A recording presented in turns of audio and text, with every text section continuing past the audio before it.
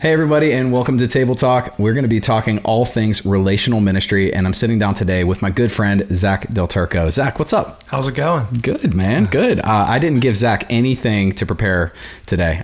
This is all off the cuff. But if there's anybody that I wanted to see off the cuff during this entire series of this, it's you.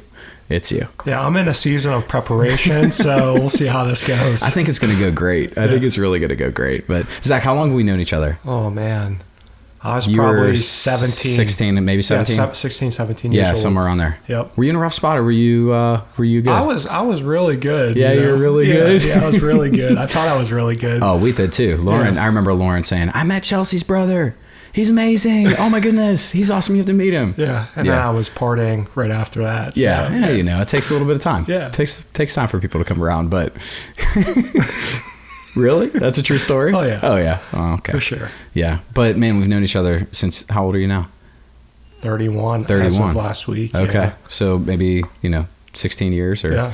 I don't know. It's somewhere around there, Something like that. Yeah. But, dude, I really care about you, man, and value the gift of a person you are. Everybody I know who knows you smiles whenever they hear your name. Mm-hmm. Like, Zack DelTurco, you know Zack? Of course I know Zack. Big smile comes on people's faces. Is there anybody that doesn't like you right now? Probably my wife. I think she likes you. Yeah, I think she likes you real good. But no, it's pretty hard to not like you. Yeah. Every time I'm around you, just bring a smile to people's faces and bring the party to the room, man. Every time. You always been like that? Yeah. Yeah? Yeah. Really? Oh, yeah. Like even when you were a kid, you just wanted thinking about the fun. Yeah, I was that fat little chubby kid. Glasses. Were you life really? Of the party, yeah. Dude, I have to see a picture of that. Oh, yeah. I have to see a picture of that. Used to make fun of myself all the time. Kids loved me. Really? Oh, yeah. Get out of here. Yep. No, seriously, did you struggle with weight when you were a kid? No, I liked my ho-hos. I was committed. All right. So did you eat them frozen or did you have frozen them? For sure? And then when my mom and dad would take them off me, I'd hide them in my underwear drawer. Because they never went in there or what? Nope. It was just the one place you could have your privacy. My grandma did my laundry, so she never told on me. Did she really? Yeah. Oh, man. What a great lady. She's hilarious. Yeah. G-Mom. Oh, man. G-Mom, that's what you called her? Yeah. Oh, dude. I remember her saying a couple of things to me through the years and I'm like, man, she is a blast. Yeah. Yeah. What's your favorite story of her? Oh, man. When she used to rub my feet every night. She rubbed your feet every night? Yeah, and then she would just talk and I'd act like I was listening. Oh, that's cool, Grandma. Tell me another story. And she just wanted the foot rub? Oh, yeah. Oh, man. I don't know about that. True story. Zack. So 10K Avenue, Monaca, PA. Monaca. Down in the basement. Yep. The den. In the den. In the den. Man. Hey, I wanted you on today, not to change the subject from foot rubs by grandmothers by any means. We could talk about that all day. But I was thinking about you because relational ministry, I think, is at a point where I think it's the most important moment for it in our recent history, and you've been doing that for a long time. Mm-hmm. Right. Relational ministry. Yep. That's who God's called you to be, mentorship. You've done a lot of mentorship. Yeah. And that's been something on your heart that's just kind of chased you down in every season. Can you tell me what that is? Yeah. I mean, I really started ever since I was probably 20 years old. I kind of fell away from the Lord from age 17 to 21. And then I had a God experience at Slippery Rock. Mm-hmm. And I'm like, you know what? I gotta go all out. And the Lord really just birthed in my heart, like, hey, man, I've called you to do one-on-one ministry. And out of that, I was mentoring kids in the projects in Beaver County ever since, bringing them to church, bringing carfuls of kids to church, knowing, like, man, these kids don't have anybody to believe in them. Yeah. But I'm going to change that. So ever since I was 21 till 31, I still mentor kids on a weekly basis. And that's really the gift I believe God put on my life, is just to see the one, love the one, and believe in that one. Yeah. Yeah. And so it was at Slippery Rock you discovered that. Yeah. Okay. You were leading a ministry at Slippery Rock. I remember your first sermon. I was there for that. Yeah. I remember you being in the back. Maybe you were even just giving announcements, but you were practicing. Yeah, I was just welcoming you. And I remember the night before, I was like, public speaking was not my thing. And I did not sleep 1 minute that night before. I puked multiple times. Get out of here. Leading up to that service, because all I had to do would say, hey, I want to welcome the young adult pastor at Victory Family Church, Pastor Zack Blair. Let's give it up for him. And I couldn't sleep that whole night because I was so nervous. Did that happen to you before games? I mean, I know you're an athlete. You would just throw up or what? Always hard on myself, always very competitive. And would throw up before football games and baseball games. But just getting that nervous. Yeah. Okay. So like how did relational ministry come out of that though? Like what ended up taking place that you just said, hey, I want to mentor kids. How did that come out? Yeah. I mean, I think a little bit was me growing up in youth ministry and having some of those key leaders that invested in me, took the time. I would have loved to have been your youth pastor. Yeah. Dude, you would have been my favorite. I was fun. Darren Duncan was my Pastor Ryan, then Darren Duncan at New Brighton Christian Assembly. Yeah. So Pastor Ryan really took a liking to me. And then Darren Duncan would have some of the guys over to watch Steeler games, hang out, play basketball. And I just really saw the impact that it made on my life. And then, even spending some time with you later on just really made a significant impact. And I'm like, you know what? These kids need somebody to talk to. They need somebody to look them in the eyes and say, hey, you might not have dealt the greatest of cards, but we can turn something into nothing. Yeah. So I have to go back to Darren, okay? And then I'm going to remember something into nothing. I'm going to remember both. But Darren is, maybe not a natural athlete in his own words, but he tries really hard. He tries really hard. Did he beat you obviously in basketball playing? No. Yeah, I felt bad. I elbow him in the face, black eye. Did you give him a black eye? I believe so. Oh, yeah, man. There was one time and. It was interesting. Oh, I love him. He's such a good dude. Yeah. He is also a relational champion in ministry. I remember when I was a youth pastor, I remember looking at Darren's ministry and saying, I want my kids to go to his youth ministry because he was just so relational and I just loved, I love him. I love him. He cares so much about kids.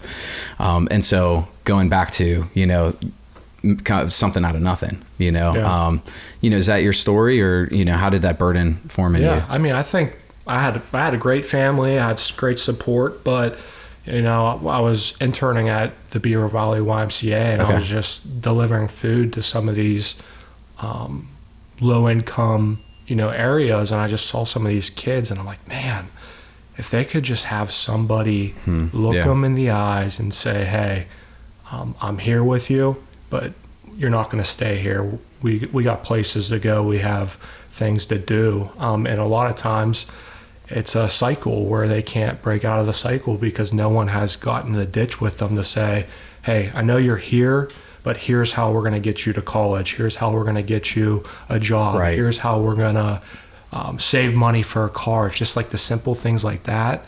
A lot of these kids were never taught that. So just one-on-one, three-on-one, having fun with these kids, not even just talking about business or leadership, but taking them out to eat and taking them to restaurants that they never were able to go to on their own, taking them to Pirate games, Penguin games, and just knowing that, hey, I'm not leaving you. Yeah. I might think about leaving you because sometimes it's very difficult, but I'm not going to leave you. I'm going to believe in you.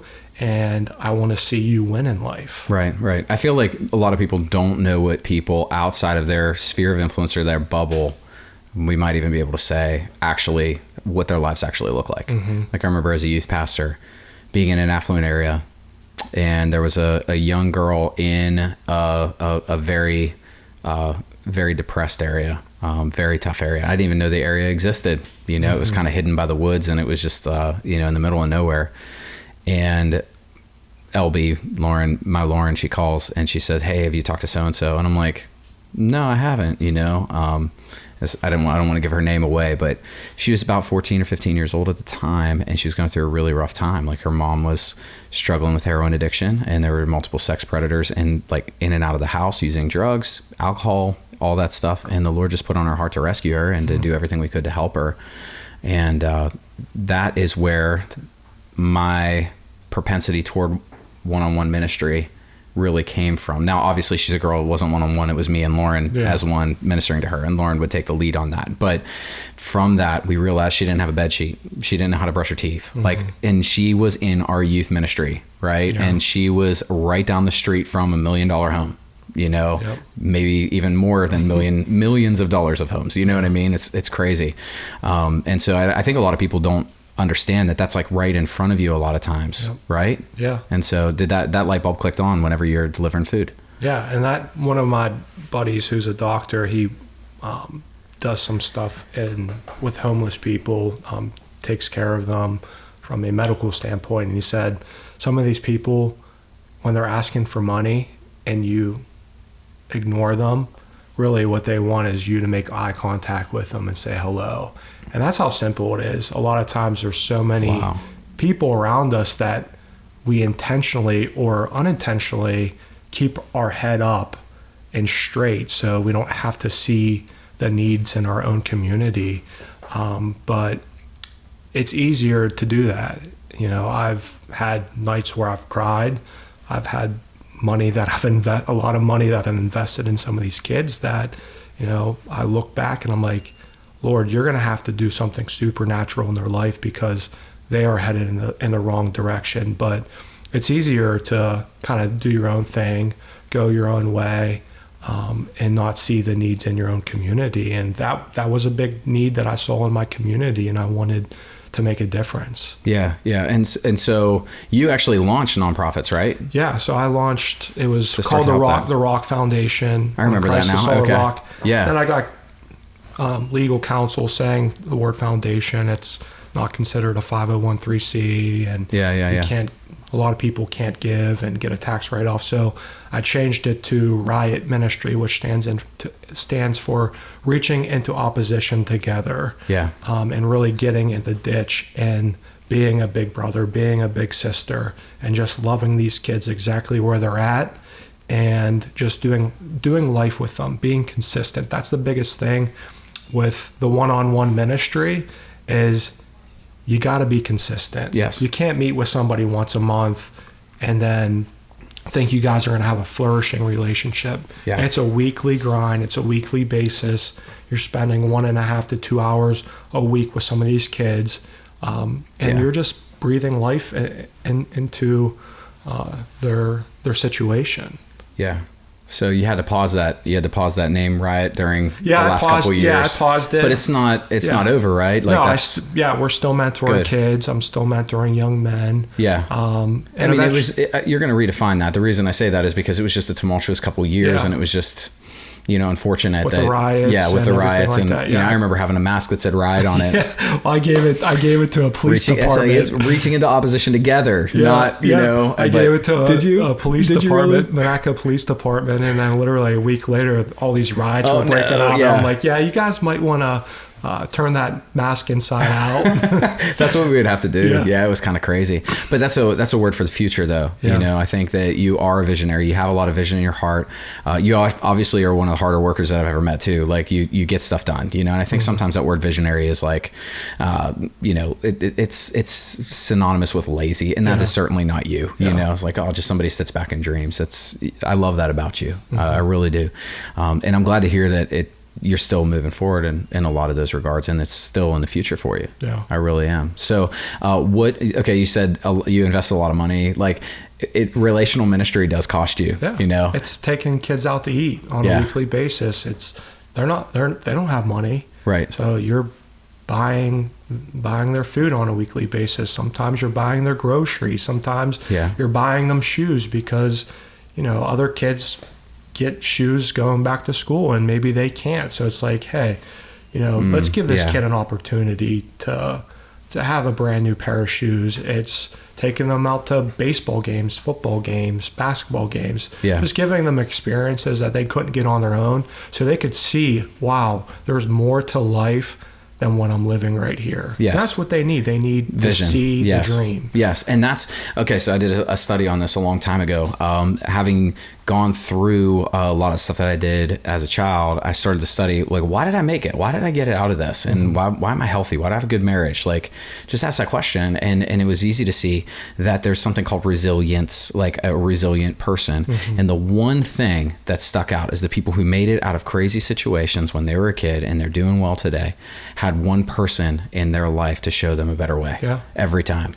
Every time. And you've been doing that. But it's not always easy, is it? No, and sometimes you don't see the fruit. And That's the beautiful thing about a seed. I believe I was a positive influence. I was a good seed in those kids' lives, and hopefully down the road they remember, wow, Zack really made a bigger impact than I realized, and maybe I'm going to start living. At the end of the day, it's like, man, I want these kids to live for the Lord. Like that's why I'm doing this, and I hope that's the fruit that I get to see 20 years down the road when I see one of the kids, hey, I want to let you know I love the Lord with all my heart. I have a healthy marriage. I have kids. They're serving the Lord. That's really why I do what I do with the one-on-one ministry. Yeah, that's so good. I was talking to a person within leadership at a local school here, and I said, hey, how can we help? How can we come alongside? And he said, these kids just need vision. Mm-hmm. They think this is the only area, and they don't have anything beyond. We're just trying to awaken vision in them. Yeah. So good. There's nothing worse than feeling stuck. Yes. And I remember being at my first job out of college. I'm like, man, there's got to be more than selling medical devices. Like, there's got to be more. Not that that's bad, but for your purpose was elsewhere, right? And it was a good living, but I'm like, I just felt stuck. And being stuck, there's nothing worse. But I needed somebody to come in and speak life into me, give me opportunity, and there's nothing worse than being stuck. And sometimes these kids, that's all they know, so they stay trapped in their environment. Wow. So think about this, okay? And I want you to encourage somebody. I'm gonna picture somebody in my mind, and this isn't a real person, but I'm making it up, okay? Because I think the standard American thinks, if I could just retire early, if I can just go to the golf course, if I could just, take 15 vacations, then my life is going to be good. Mm-hmm. But, and that's probably standard for people, you've chosen to live a life of purpose. Okay. Mm-hmm. So, say something to that person right now. What do you wish for that person who's just kind of grinding day in and day out just to retire or take a better vacation or to hit the golf course and just relax? Wake up. Yeah. Shake the cobwebs off. Yeah. And that's what I got out of your message this past Sunday. It was like, wake up. Yeah. Like, the American dream is not the American dream. Like, talk to any 65-year-old, they look back, man, I wish I would have done more. Wow. What's the point of retiring? Yeah. Where's retirement even come from? Yeah. And it's such a false goal ahead. Like, okay, you retire 65, now what? Right. I was reading in Ecclesiastes just this week, and Solomon said that, so many people will work their entire lives and never enjoy the fruit of their labor. And he's like, it's vanity. It's a chasing after the wind. Yeah. And I started to think about that. I think that sometimes retirement, vacations, going to the golf course and just disconnecting, those things can be healthy, but ultimately it's pointing to a day when Christ is going to come back and we're actually going to experience heaven forever. Like there's going to be a day where we're reunited. And I think that sometimes we just need to tie those things together. But until then, we have something to do. Yeah. There's people to be helped. That's the thing. It's like, if we would just pause for a moment and really think about what matters most and where we're going to spend the rest of our lives. And that's something I'm really doing a lot because, I got caught up in the trap of making a lot of money, grinding, working, making a lot of money, enjoying nice things. And that's great. I had fun doing it, and I'm still going to grind and I'm still going to do that. But I realized at the end of the day, when I go before my Heavenly Father, what am I going to have? Right. What am I going to have? Yeah. Can I bring my car? Can I bring my brand new shoes? I'm not going to bring any of that. Right. I want to be able to say, Father, here's what I've done for the kingdom. And I want him to look at me and say, well done, good and faithful servant. Yeah. And I want him to open the curtain to see millions of people that I was able to impact through maybe this person who impacted that person. That's right. At the end of the day, it's like, just stop chasing the wind. Yes. Like, what really matters most? Yeah. Is it getting the new car? Is it starting that new business? All those things are great. But if you're missing the most important thing, which is heaven on earth, and for people to experience heaven on earth, yes, because you're chasing something that is just temporary, you're going to go before our Heavenly Father, and you might get in. Maybe you don't. I don't know. That's between you and him. But I just don't want to skate into the kingdom of heaven. Yes. I want to skate in with 100,000 people behind me saying, thank you, Zack. Yeah. Because that's all that matters. At the end of the day, it's not me retiring at age 55. Yeah. It's how many people can we reach with the good news of Jesus Christ. Yeah, and I know the answer to this, right? But are you preaching to masses and leading those people to Christ? One at a time, baby. One Find at a time. the one. It's all about finding the one. Yeah. Jesus handpicked his 12 disciples. How many people don't say that when they think about ministry? Yeah. And a couple of pieces of wisdom, like people don't, they remember two things. They remember when you were there for them and when you weren't. Mm-hmm. They don't remember any of the messages that we spoke as youth pastors. Yep. I mean, maybe you seem to remember my messages and I forget them. Yeah. You're like, you remember when you said this? Yeah. Something about accountability. I can't remember. Yeah. Accountable for your disability versus your ability. Yeah. I told you I'd sneak it in. Yeah. I told you I'd get it in there. But people, honestly, that I'm preaching to myself. People need to wake up. Yeah. People need to wake up. Yeah. Quit doing your 40-hour week thing. Quit having your weekends to yourself, vegging on the couch. Like, wake up, use the gift God has given you, and watch the impact that it will not only make in people that you reach, but also yourself as well. You will be so fulfilled knowing, wow, I can't believe God is using me in this capacity. Yeah, that's so good, Zack. Yeah. It's starting to rain here pretty good during this. Just a quick couple questions, okay? That's really good. And some of you need to write that down right now. But Zack, one relationship that does this for you, that is not me. I'm not setting it up for that. But give me a relationship that's really changed your life. Yeah, Pastor Larry. He has been there for me for the last probably 10 years. Yeah. About 10, 11 years. Somebody who has been consistent. Yeah. That's the one thing about Pastor Larry. We just didn't meet once or twice. He continued to reach out. I continue to reach out. We get together probably twice a month. And he speaks into my life. We have fun together, but it's the consistency of Pastor Larry. Yep. And as you step into a new role with us, leading youth ministry, what do you want to see in and through your leaders in this next season? Consistency. Yeah. Leaders showing up when they say they're going to show up, investing in the same students week in and week out, taking them out to eat, doing life with them, getting in the ditch. And those kids, I promise you, they might go stray away for a little bit, but they'll never forget those relationships. Yeah, so good. Consistency.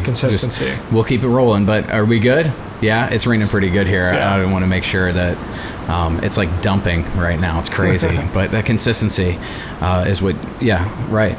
That's what they need. Mm-hmm. Showing up at their games. Yeah. Spending time with them. You can't grow anything if you're not consistent. No. I can't grow physically in the gym if I'm not consistent in the gym. Yeah, I mean, as we enter deeper into our 30s, we can grow consistently by eating anything. Yeah. But it's still consistently. Yeah. I'm waking up in the middle of the night eating bowls of cereal. I'm going to grow. Oh, yeah. Yep. Yeah, but it's consistent. Yeah. You're right, man. That's so good, Zack. That's so good.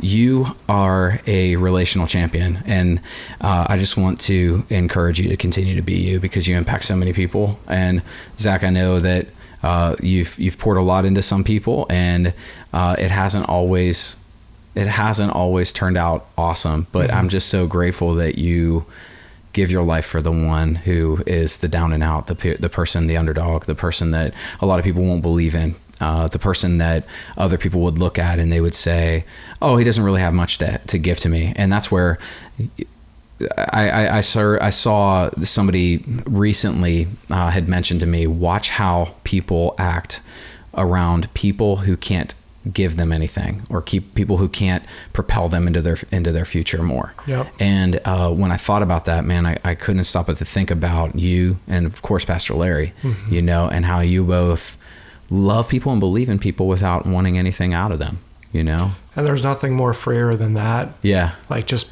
loving people just because you love people. Yeah. there's some relationships that I've had in the past where it's like I had to be their friend because I needed something out of them, especially when I was in the business world. Yeah. It's like I had to take them out to dinner because I needed the sale. But there's nothing greater than just loving somebody just because you love them. Yeah. And it's true. I was just texting my cousin today about one of the kiddos, and I said, you know what? It didn't work out, but the beautiful thing about this story is I wasn't asking anything from him, and I know eventually he'll come back around, and maybe it will be different next time. You know? Yeah. Well, thank you, Zack, for all the relational plowing you do. It matters. It's not seen by the world, but God sees it and loves you, man, and is so grateful. And I'm with you. I'm praying that one day when you go to be with the Lord, you see that same picture of 100,000 people walking behind you and saying, thanks, Zack. Appreciate you. I love you, man. Hopefully thanks, it's sir. more than that. Yeah, hopefully it's more than that. Let's go for it. We'll pray bigger. That sounds good. Yeah. But thanks, Zack. Thanks for being with us today. I hope this really helps you. Relational ministry is what ministry is and is all about. Jesus himself was relational, and you and I can be too. I think a lot of times when we think about ministry, we think about preaching in front of a platform, and we say, I don't have that gift, but what if you just believed in one person and stuck with them consistently? Yep. The power of that. So thank you so much for joining us today. If you were touched by this or somebody that can benefit, we would love if you would just share this, like it, subscribe, all that stuff. But Zack did a great job. Maybe throw him some encouragement in comments below. You did awesome. Yeah. You did really great. We'll see you guys soon.